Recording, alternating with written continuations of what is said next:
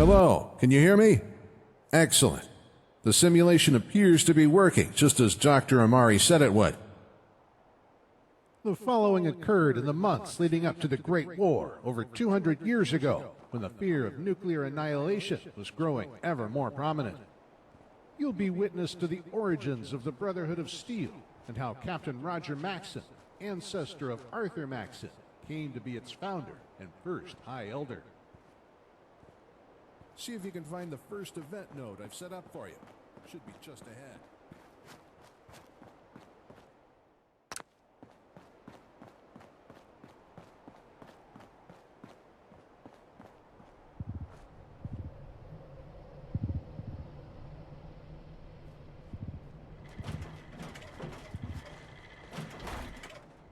Thank you for your cooperation.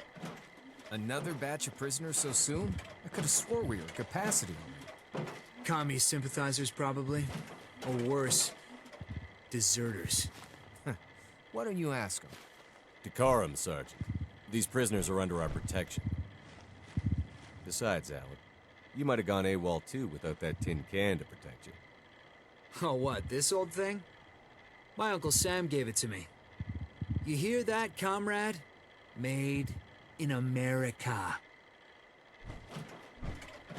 The men serving under Roger Maxson likely fought alongside him during the Resource Wars. Needless to say, they would have harbored no love for the Communist Chinese or those who sympathize with them.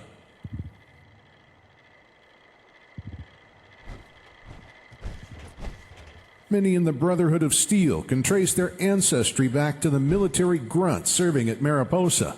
In this, they take great pride. Roger Maxson was second in charge of a security team assigned to guard Mariposa. The Codex doesn't explicitly tell us what year Roger was born. We can assume he must have been about 27 years old at the time, given the median age of captains serving in the U.S. Army before the Great War.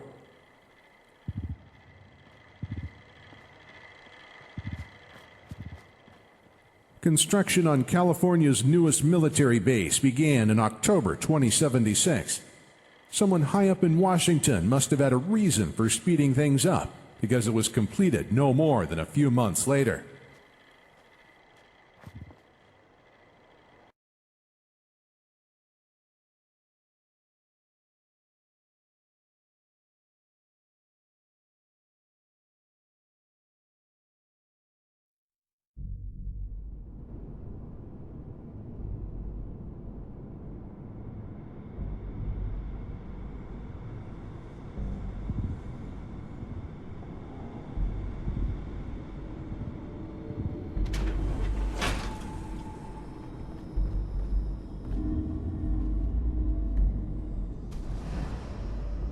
Would test subject 119 please step forward?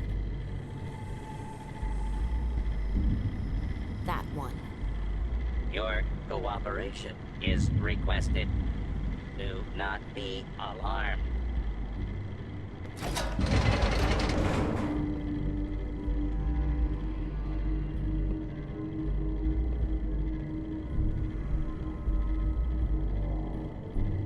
Sergeant Planner, Captain Maxson!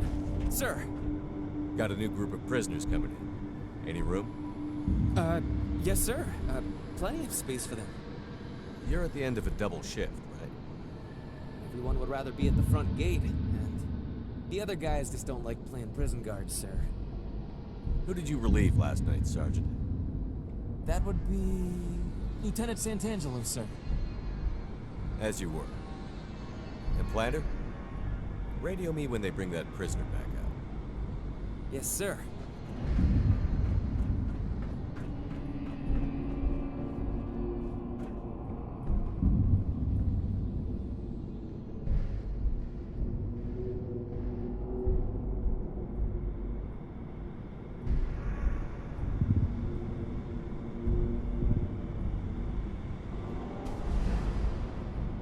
And you were on guard duty last night?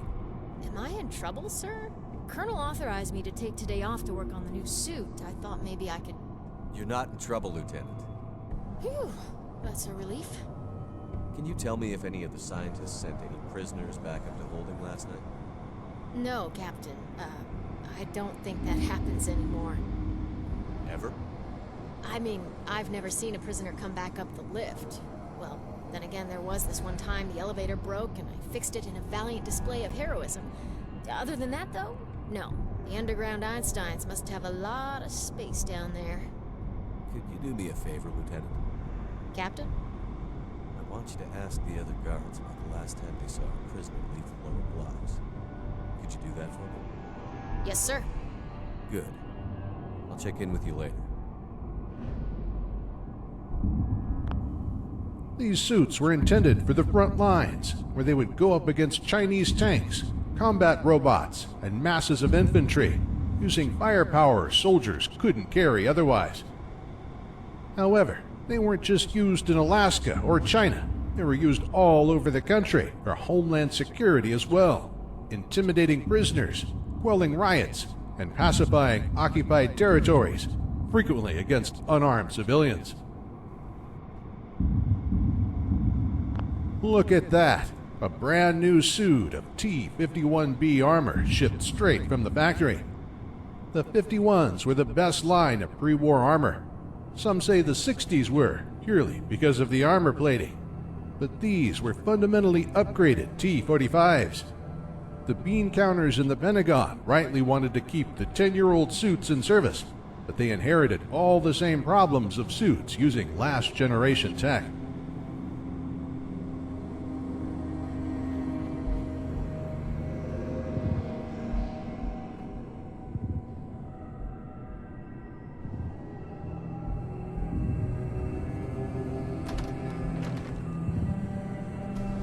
Permission to speak freely, sir.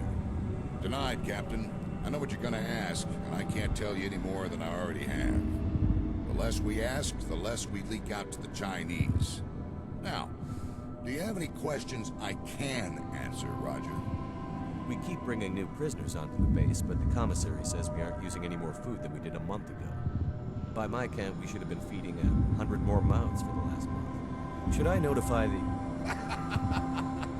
You're clever, Maxson. I'll give you that. You should consider getting into politics, son. America loves a war hero. You know, those patriotic prisoners have volunteered to aid the defense of the United States in exchange for a reduced sentence. Given what's happening around Beijing, I'd say they're the lucky ones. Colonel, we don't know what's happening below. But don't you think we could all be held responsible if... Don't make me pull rank, son. If I knew anything, I couldn't tell you. So do ask, but don't investigate. You and the rest of your Alaskan band of brothers have one job. To keep your eyes fixed on that front gate. Lady Liberty wants us at the ready. Yes, sir.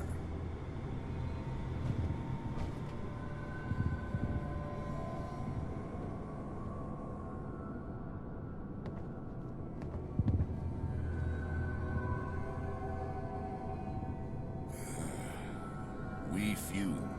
We happy few. The nature of what they were protecting was a closely guarded secret. But today, we know the truth all too well.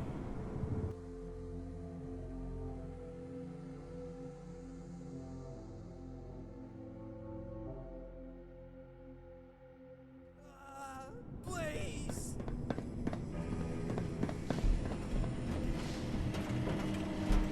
Damn it, Dr. Shellman. This is the 5th time we've changed the sedative and they keep waking up. We need to rule out stress as a factor.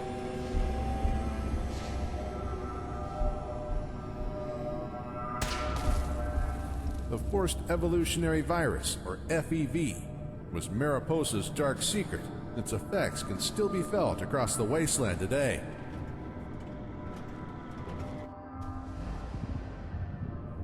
Sir, Sergeant Planter is missing.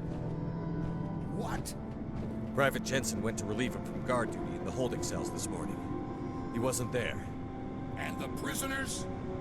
Secured. Sergeant Planter must be in the lower blocks, sir. With the scientists. What? The lower blocks are completely off limits. What makes you think he'd be there? We have this base locked down tighter than Fort Knox. He's got to be in the only place we don't have eyes.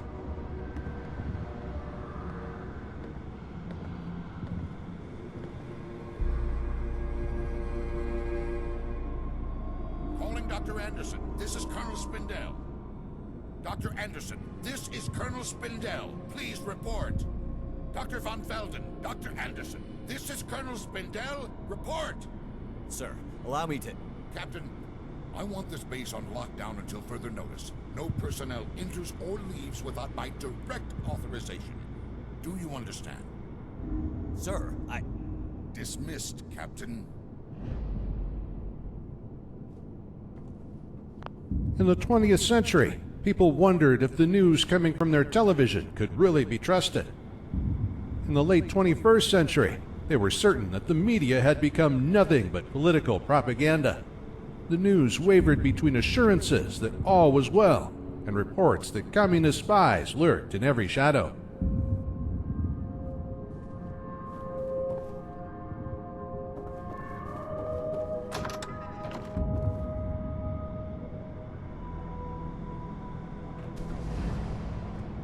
We don't need to pussyfoot around this, Captain.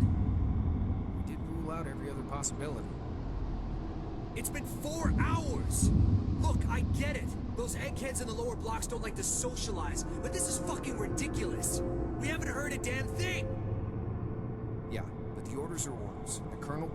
Our brother is missing from what's supposed to be a secured military base. Captain, I don't understand why we aren't going apeshit right now. The Colonel's acting command. However, the ultimate authority does lie with Washington.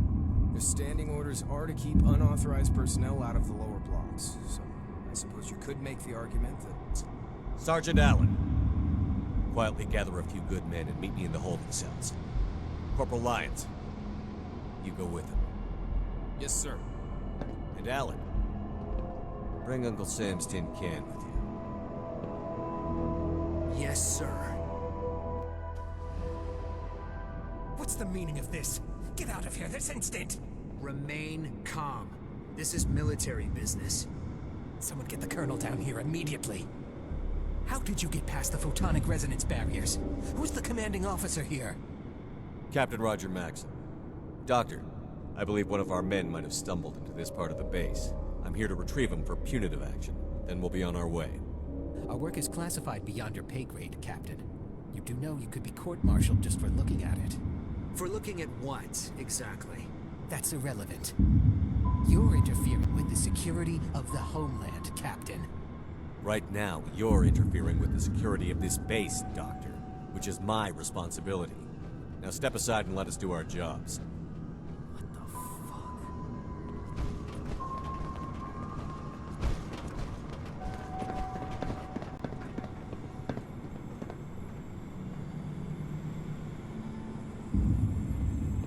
Holy shit. Doctor, where is the sergeant? Goddamn motherless. Stand down, soldier. We bring this to the Colonel immediately. Caramillo, go to the holding area and consolidate the surviving prisoners into half the cells. Allen, escort these men to the empty cells. I can only imagine what was running through the minds of Maxson and his men when they discovered what they had been guarding. Maxson must have thought Anderson and the other scientists had gone rogue. An unauthorized experiment by mad scientists straight out of a horror show.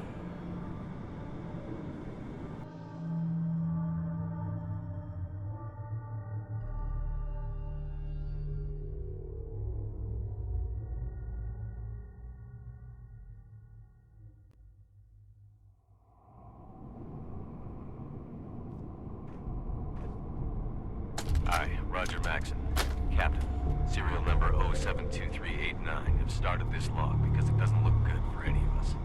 And I'd like for people to know what really happened here.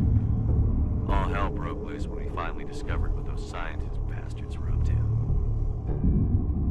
The Colonel has locked himself in his office and seems to be having some sort of breakdown. The men are screaming for blood. They're looking to me for answers.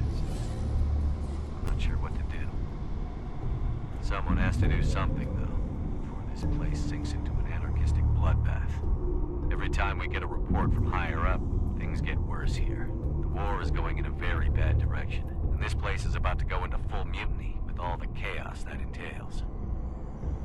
I stopped one of the men from executing a scientist today and demanded that we interrogate them to find out what their orders were.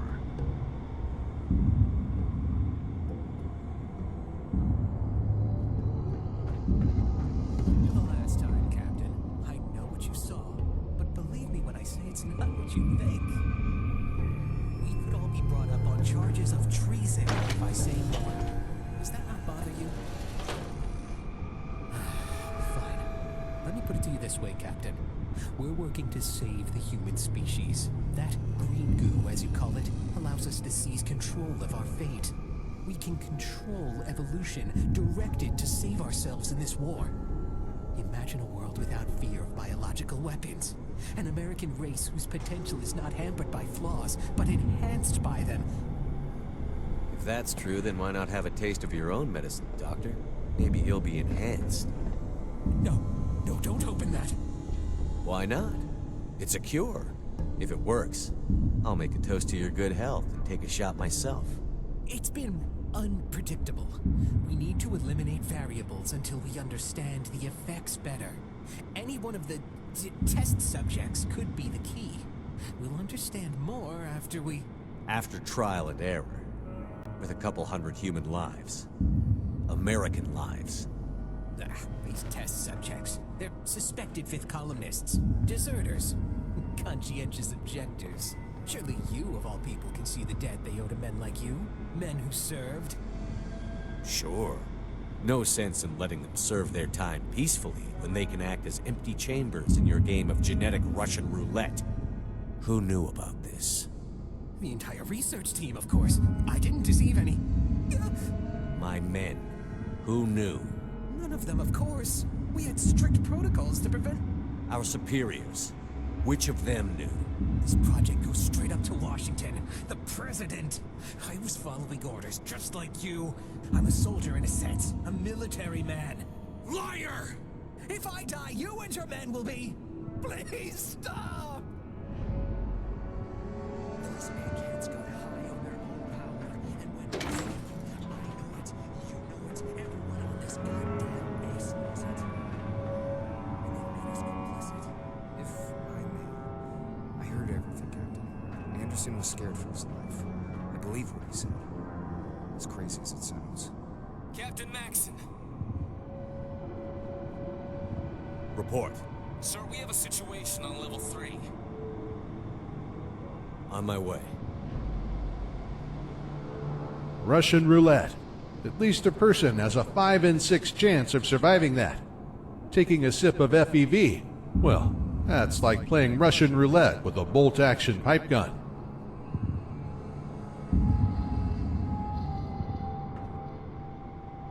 FEV really did have its roots in a cure. The Pan-Immunity Virion Project was intended to alter Americans at the genetic level so that they would become immune to enemy biological warfare. But eventually, the project became an attempt at playing God, remaking man at a genetic level. The vats at Mariposa were supposed to turn soldiers into superhuman killing machines. The scientists never managed to perfect the process, but the master did.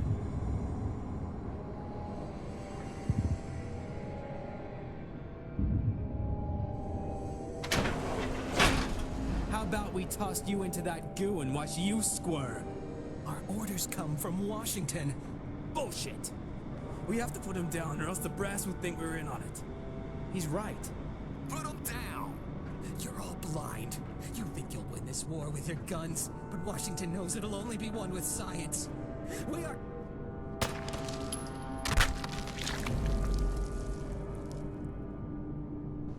I tell myself it was to keep him from causing a full mutiny among the men. But I'm not so sure. I was only following orders, the excuse used by scientists for their experiments, the solace of Mariposa guards. It was the only thing they could use to defend themselves in the court of their own conscience. No other court would prosecute them.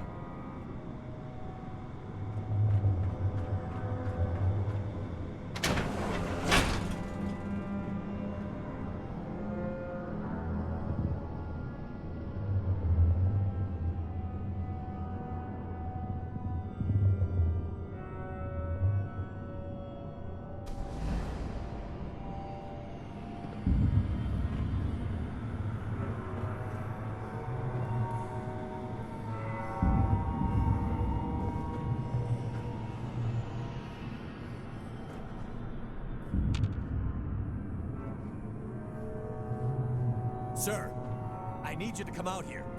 I've done things that contradict protocols for dealing with suspected war criminals. You have to relieve me of my post to show the men that there's still some kind of order here. Washington hasn't said anything, sir. I don't think the brass can spare a general to come down here and clean up this mess. Robert, please say something. Sir, we're gonna knock down the door. If you can hear me, please stand back. Roger, I'm sorry.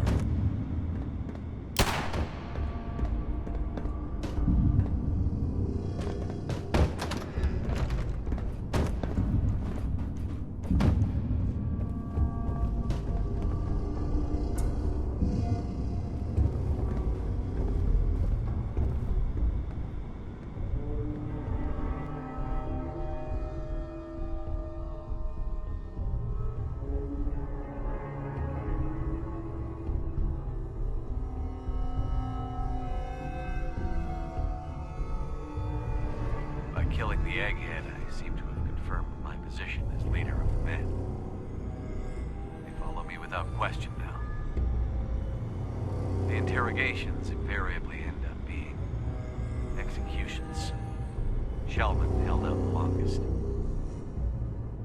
No. We want the whole truth.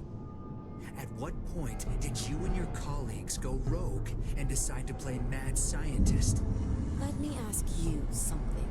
Do you think the new plague was a natural occurrence? Countless American civilians died because of that virus. It was Chinese biological warfare. And how does that differ from the suffering you created with that man-made virus down in the vats? In that we're saving the many by sacrificing the few. Do you think we relish our work, Captain? Most of my colleagues have been working on a cure for the new plague for 20 years and had nothing to show for it. That's 2 decades of pestilence. Thousands dead because of their failure. Our failure. The Black Death lasted half that time, you know. So, if we can't cure Chinese diseases, then the only recourse is to make ourselves immune to them. That is what the government asked for us to do, and that's what we did. What you call the green goo is our salvation. No honorable government would sanction this. You honestly think you're serving an honorable government? There's no honorable government in war, Captain. Our government decided to sacrifice a few deserters to stop a nationwide epidemic. How different is that from ordering a division of fine young men to die? I'm not proud of what I've done, Captain. But given the chance, I would do it again. Not because it's right, but because it's rightfully necessary. Our government is waging a war without precedent, a war for our very existence. They send you boys to fight and die to save our home. Well, they ask us to fight an invisible war, so that you have a home to come back to. If we refuse... It's as if we killed them ourselves. Captain. I'm sorry, Dr. Shellman. Me too.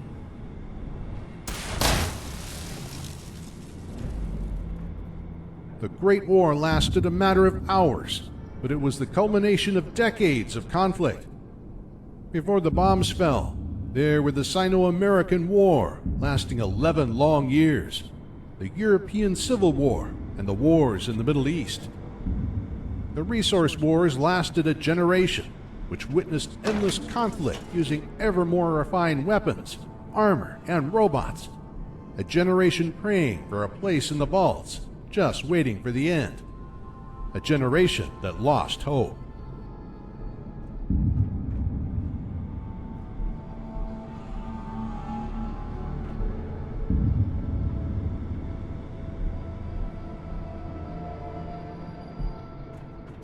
Are we ready to breach? Yes, sir. Last part of the base we haven't cracked yet, Captain. So, this is a good news, bad news situation. I managed to hack the terminal, but, well, it likely alerted the scientists inside. Look alive, everyone.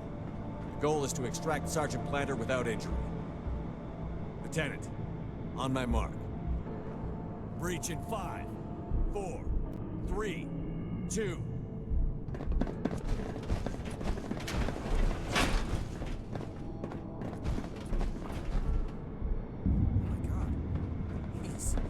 He's alive! Planter.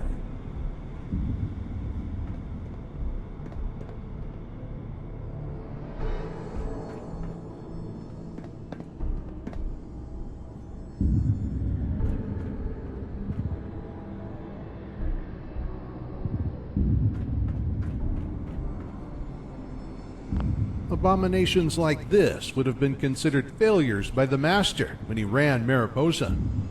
They would have been euthanized immediately, or used by him for sustenance.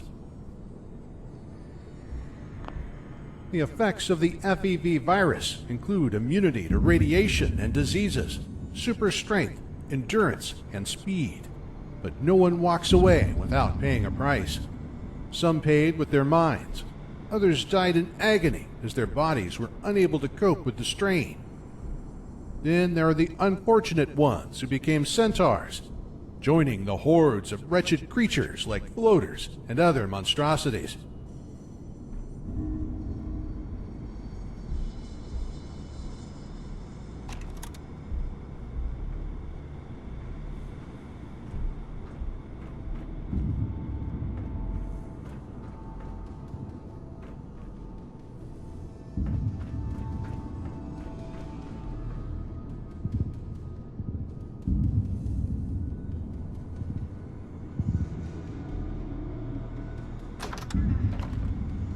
Sergeant Planter's going to be fine. We've been incommunicado for days now, Sergeant. Nobody's calling. Nobody's coming. Even black sites must report to someone. You don't suppose they're planning to come and tie up loose ends? At least we'd have some answers then. I think I know how to force a response from Washington. But first... Sergeant, I want you to take the transport to housing. Have everyone pack the necessities and move inside the base. Tell them whatever you want, but I want all of our families inside by nightfall. Jesus, Captain. Are you... The reality is we have absolutely no idea how this will play out, so I don't want them caught in the crossfire, or used as a bargaining chip. For now, we take a defensible position until we have a clear path forward. And in the meantime, if anyone asks, this is just a routine drill. Makes me sick involving our families in all this. We know they're already involved, Captain. The men will stand behind your decision.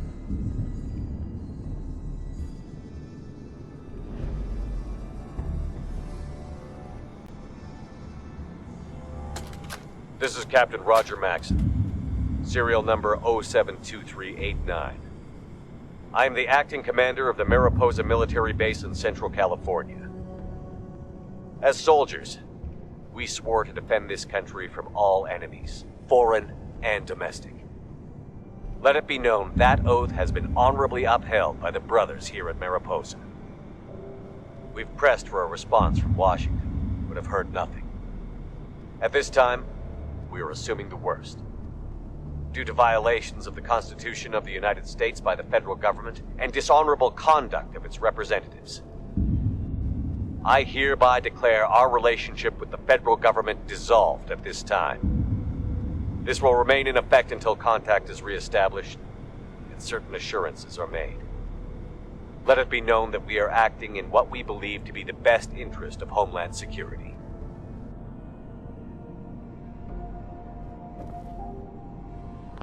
The civilians stationed at the base included Maxson's own wife and their son. He had no idea that he was creating a dynasty that would last for centuries.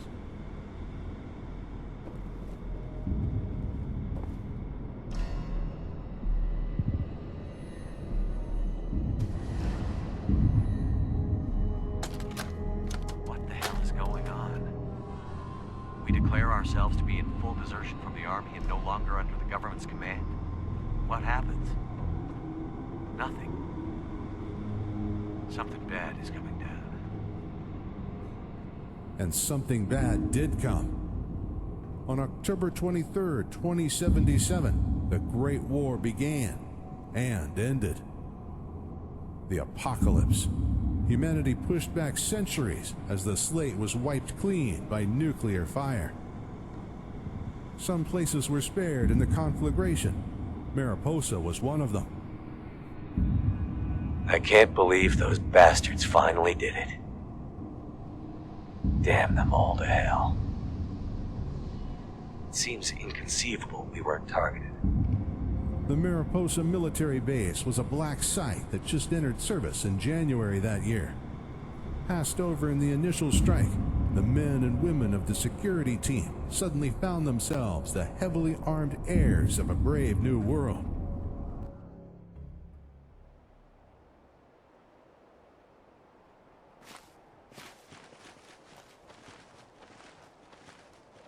Sergeant Planter volunteered to go outside today, take specific readings on the atmosphere. It seems the radiation hasn't spread this far. Since he was wearing his power armor, there was no threat to him from radiation.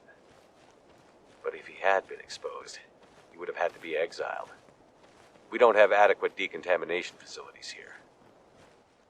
I convinced the men we should bury the scientists. I don't know why. Perhaps it was to ease my conscience. I finally started to believe their stories. The last one was dying.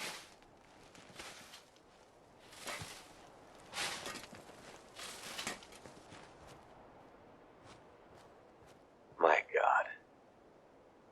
What have I become?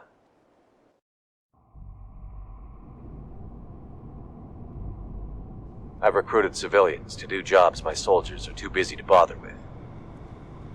Many of them are skilled craftsmen, and I'm having them take what they need from the base. We can't leave more than a few automated defenses and force fields. Some of the kids are smart enough to train up as engineers for future use, like my son. I hope I'm not being one of those overly optimistic army dads when I say he has a gift for tuning laser weapons. Not a bad shot either. The VATS make me uneasy. I'll have to hope the automated defenses can scare off interlopers until China's next volley of missiles wipes this place off the map for good. This base belongs under a pile of rubble.